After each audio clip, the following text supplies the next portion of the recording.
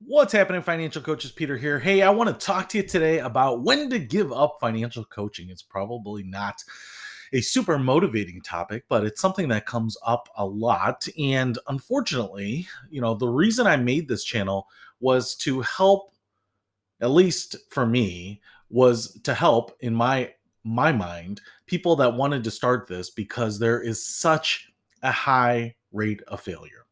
Um, and it's not just financial coaching. There are a lot of financial services, roles, jobs, side hustles, part time gigs that just don't work out for most people. And a lot of that is just because anytime you start any business, any entrepreneurial endeavor, any sole proprietorship, you actually have to get out there and make it all happen. You have to sell, and this is no different. And it can be really tough. And the reason I was inspired to do this is not only do I watch the data on financial coaches, and I don't know about this year, it might be a little different, but generally, year after year, there are fewer financial coaches than there were before. Now, you would think that there are some financial coaches falling out of the business, new ones getting interested in it coming in. And so, if anything, maybe the number of financial coaches out there would be relatively steady. But I have seen over the last 7 years a continued decline in financial coaches, just the sheer quantity of them. As well as all the income numbers that you might think too. So people pull financial coaches on it, and I always respond to those polls because I think it's important to share realistic information. Now, when to give up? When are you working on this? And when do you feel dejected and you should push through? And when are the moments that you feel dejected and you should really think about moving on? And I kind of thought about this, and there are probably a number of thresholds, but I just thought I would give you some of the things that came to me off the top of my head. And like I said, this was because I saw a couple comments, and I'm going to paraphrase and aggregate composite to the comments here, but it was are things like, hey, I'm going through some ups and downs, I'm going through the emotional waves that I normally go through, and just wondering if I'm doing the right thing. I understand that this job takes a lot of time and you have to put in a lot of action and effort, and I have a couple clients, but it's been 6 months and I haven't really made any money, and I'm feeling down and just wondering, you know, are there any tips either to kind of push through, or are there other things I should be thinking about? And I thought it's a good question and a fair question.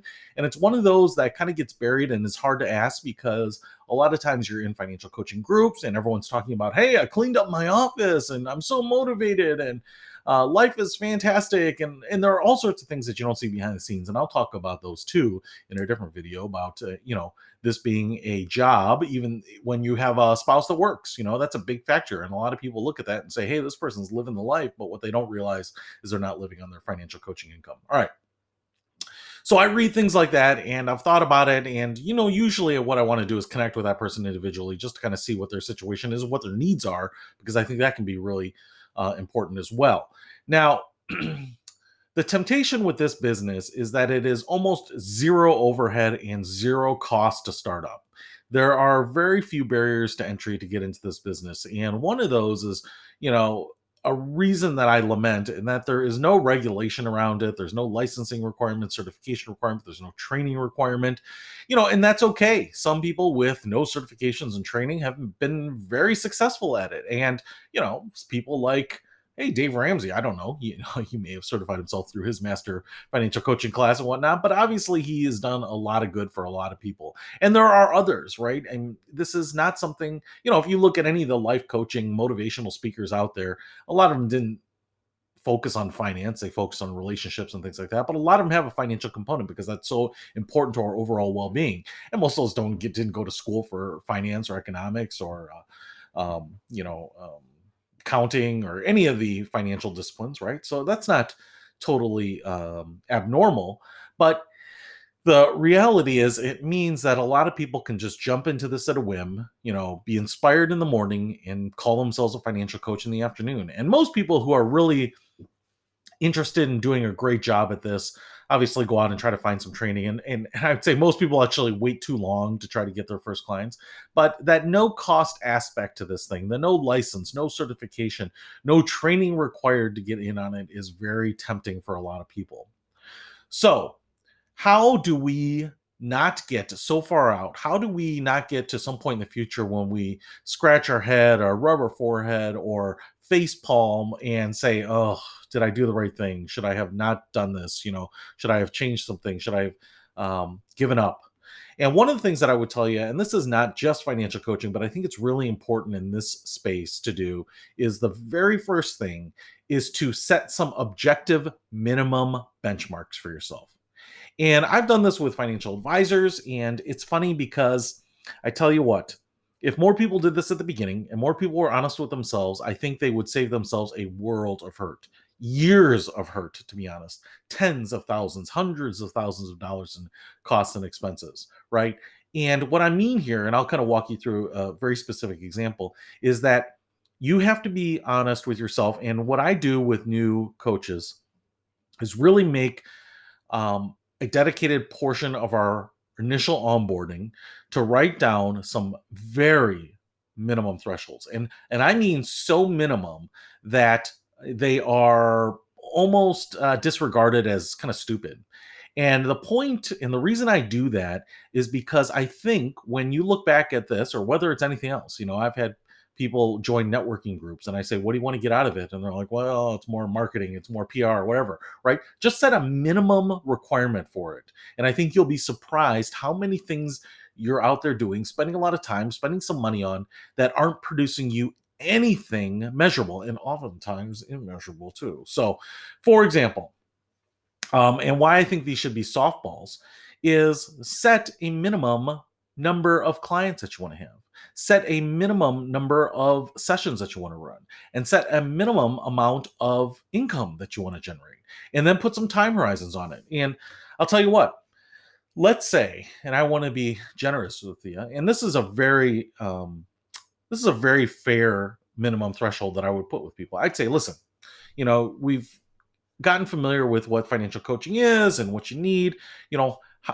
let's say you're billing $100 an hour for your financial coaching services. It's, call it January 1st of any particular year. Where do you want to be in 30 days? How many clients do you think you have? And to be honest, it's funny because I've heard, well, I can get a client every week between now and February 1st. Okay, well, so then you'll have 4 clients by February 1st. And I'll say that's great, but what's the minimum? What would be a failure in my mind, in your mind, actually? And I've said, listen, between now and June, let's say 6 months, you've got 6 months in this business. What is the absolute minimum that if you didn't hit this, you would absolutely say that's ridiculous, right? And I have had people say, hey, I want, well, I don't know, 10.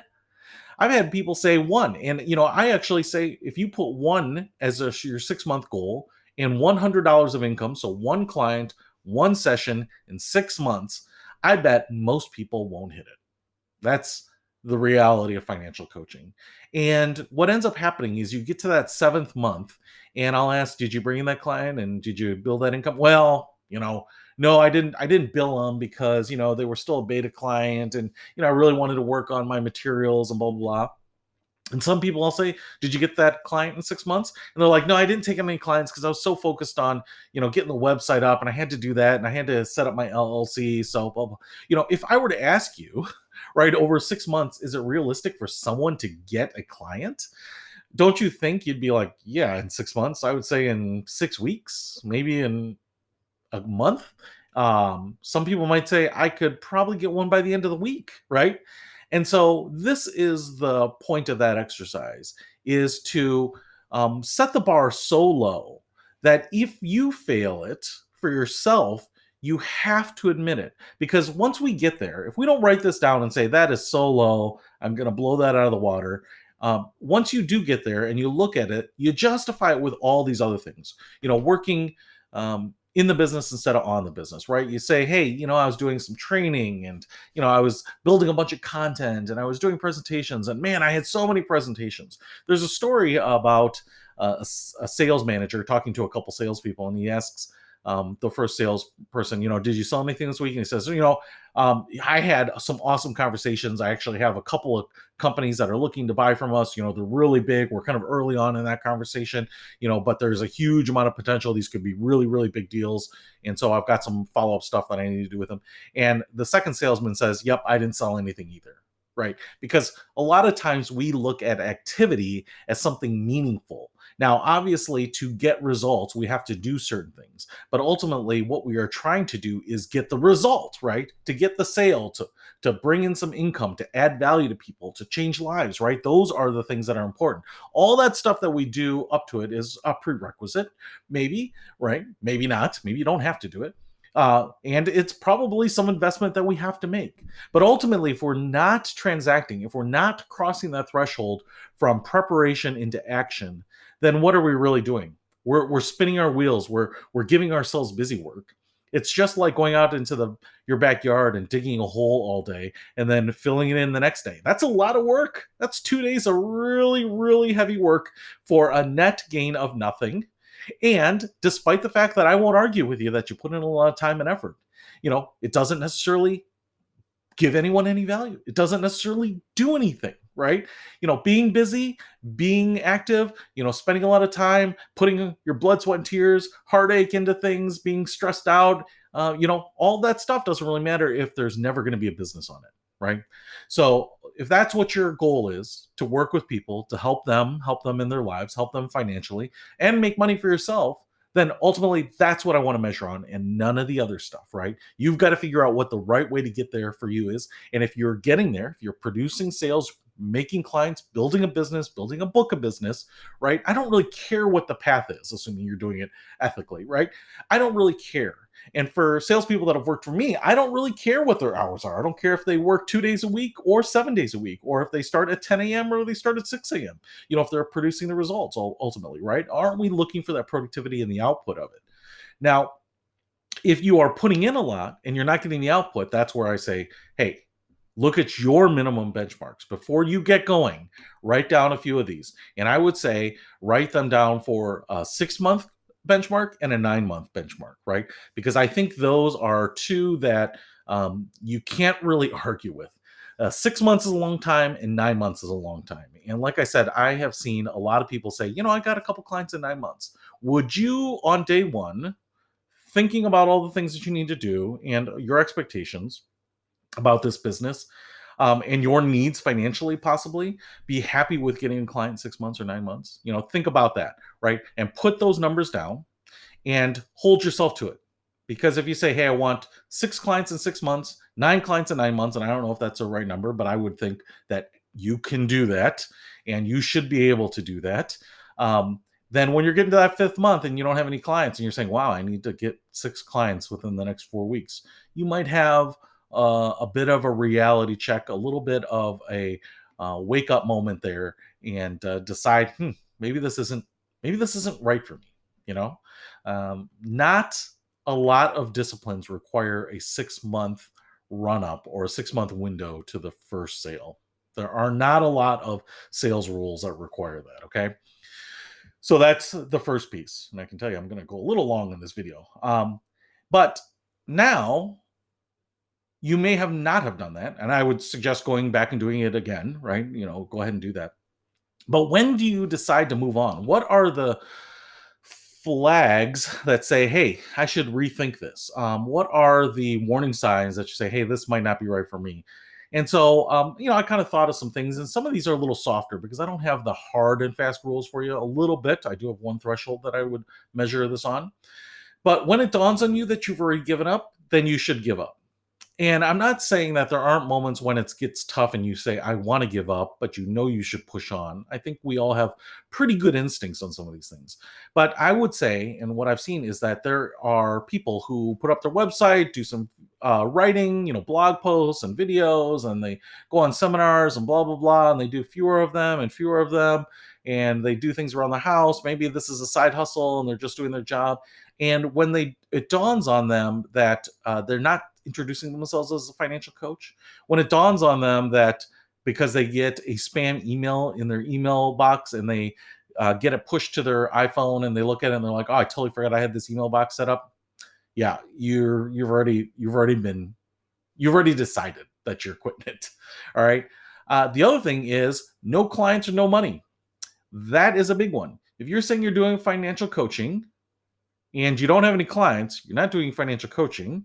You may consider yourself a financial coach, but if you're not coaching anyone, are you? It's kind of a little bit like, and I'm not sure if I get these terms correct, but if you have gone to seminary and you are a qualified pastor, you call yourself Reverend, say Reverend Smith.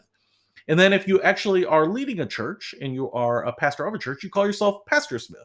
And I don't know that this is a rule in the clergy or whatever it is, but it's kind of one of those things where I get it.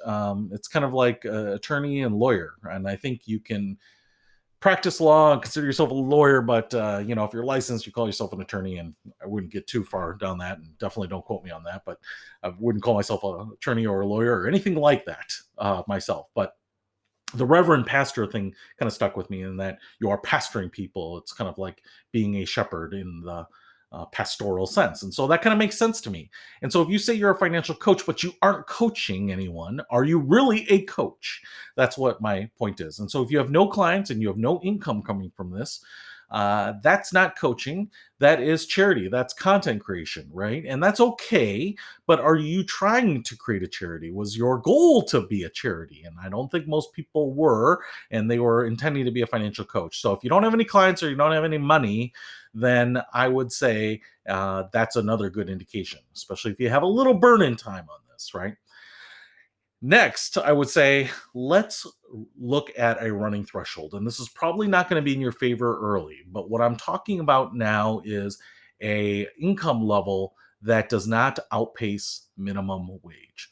So it depends on where you are and it depends on when you're watching this video, but let's call minimum wage $10. I think it's a little under $10 in my area right now. $10 an hour is minimum wage. So that means if you go out and do any job at all, you're going to make $10 an hour. And this is a situation where now I get that if you are unloading boxes at a shipping dock or something like that, or loading dock, getting paid $10 an hour, you don't have flexibility and freedom and scheduling freedom and things like that. So I'm not trying to argue that. But what I am saying is that pretty much every job out there requires, because of kind of our social construct, that you should be getting rewarded for the time and effort you're putting in. Now, if you're putting in time and effort, and you are bringing in income, and you divide all the time that you put into it, minus your expenses too. So if you do have expenses, but like I said, this is a pretty low cost role. But if you put in all your time and divide it by all of your income, what is your effectively hourly rate? And if you're not familiar with that, we could talk a little bit more about that. But let me give you an example. Let's say you charge someone $100 an hour to connect with you as a financial coach. And so I meet with Bill and we talk for an hour, talk about his issues, and I get $100 for it. How much money did I make? Well, without any further information, you would assume $100 an hour. But it's usually not that simple. How much time did I put in marketing to get to Bill? Let's call that an hour. How much prep time and post time work did I put into the session? Maybe he said he wanted to talk a little bit about saving for his children's education beforehand. So I did a little bit of research on that. I typed up some notes. I had some follow-up things that I wanted to email him. So I did a half an hour. So even though we met for an hour, I had another hour surrounding that hour. So then now we're up to 3 hours for that time, right? Let's just keep it as simple as that. 3 hours, with $100 income means that I made effectively $33 an hour. So I'm still outpacing minimum wage at that point. Now, the problem with that is if I marketed, got Bill, had that session, and was ready to rock, awesome. But what most people have a tendency to do is to forget all of the other things that they did to prep for it, whether it was reading other financial coaches' comments online, or doing that training, reading their financial coaching book, or reading some of the blog posts, or listening to some of the podcasts. All the things that if you were working for a company and you were doing, you would expect that to be considered work time, right? And so we have this tendency when we think about our employers to bookkeep everything we do for them, right?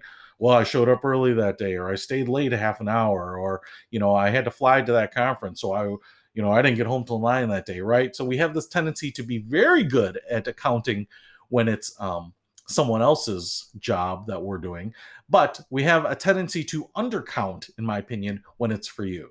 So don't do that. What is your effectively hourly rate? How much effort are you putting in? I see some people putting in a ton of time. They're making a decent amount of money each month, but when you think about the amount of time that they're putting in, when you think about the amount of time that they are doing presentations after hours or doing prep work or doing self-training and things like that, their effective hourly rate is not particularly good. And in some cases, it's dangerously close to minimum wage or even under it. I have seen, when we have just done some back of the envelope math for people, that their effectively hourly rate is like $1 an hour, because they don't realize that they spent 1,000 hours last year but made $100 in extra cash each month. Now, the problem with this is that pretty much any alternative will make you more money. Obviously, if you wanted to just go out and get a minimum wage job, you could probably outpace that, or you might be able to do as well as you're doing in financial coaching. But the reality is, there are other things that are more flexible and pay more than minimum wage jobs. For example, if you just downloaded a babysitter app or jumped on to Nextdoor or something like that and picked up 3 hours of babysitting on a weekend and brought in 60 extra dollars, that's a very low effort, no prep, no post work on it. You don't need any licensing, specific training. And let's say you did that every weekend, even. So you did it for 4 weekends and you brought in an additional $240 that month. Is that less work and more money than you're making as a financial coach? You got to think about that. Ultimately, what I can do is just stick with the numbers. How much time are you putting in and how much money did you bring in? The numbers don't lie. Now, I'm not saying that has to be a threshold. Any moment in time or any month in particular is a time when you have to say, I'm done, pull the ripcord, get me out of here, eject my seat, whatever it might be. That's not what I'm saying. But over longer periods of time, over months or even a year or longer, I've seen people push through this even longer. Those numbers can be really, really telling. And most of the time, we're just blind to it, right? Now, the last thing is, despite all of this, do you have to shut it down? If your practice is totally virtual, if you aren't paying for things like scheduling and invoicing and materials and business cards and stuff like this, it could be a no-cost side hustle for you. I've said in previous videos that I don't have a website. I've never had a website. I've never had a business card for this. I don't have a domain name or anything like that. I use a Gmail account and it's worked fine. I've just used my cell phone for calls and the free Zoom account for doing some video calls when I need it. So I haven't poured any money into it. Now, I have poured in some money into doing certifications or reading some books and picking up some materials and obviously spending my time on things, right? But it's one of those things where, hey, if you're going to be realistic and honest with yourself about what is going on and what kind of practice you're running, well, maybe you don't have to shut it down. Maybe leave your Facebook page up, and maybe if someone discovers it and falls across it and says, hey, can I hire you to do some financial coaching? Can I pick your brain about my financial situation? And you're surprised, right? 6 months from now, a year from now, someone does that. Well, great. Like I said, why not take it? You don't have to do a hard shutdown of it if you are running this thing very, very lean, right? And if you fall on something, great. Now, if you do, you just don't want to be bothered. You don't want to be on vacation and have someone email you and say, hey, I'm in trouble and I would love to talk to someone right now. Then fine. Kind of delete everything, move along. Maybe you find a full-time job. Maybe life takes over. There are all sorts of reasons maybe that you don't want to have this distraction, especially for how little time, effort, and income that you might make on it. But maybe you do. Maybe you're going to dabble in some other things and you just want this out there as a feeler.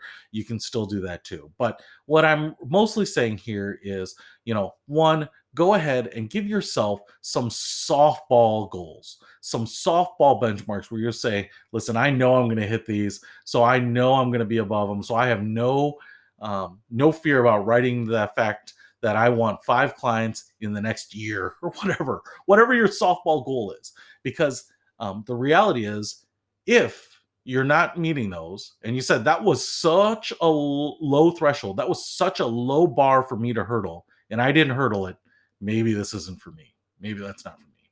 I think that's a good one. So, hey, hopefully that helps. If you're thinking about this, if you're at the beginning stages, maybe you've been doing it for a while, why don't you give yourself a goal? And you can make it realistic, put it down on paper, set a timer on it, set it on your calendar to revisit it, and look at that honestly when it comes up. That is my hope to you, so that you can decide whether this is right for you at some point in the future and give it a really realistic look. That's it. See you later.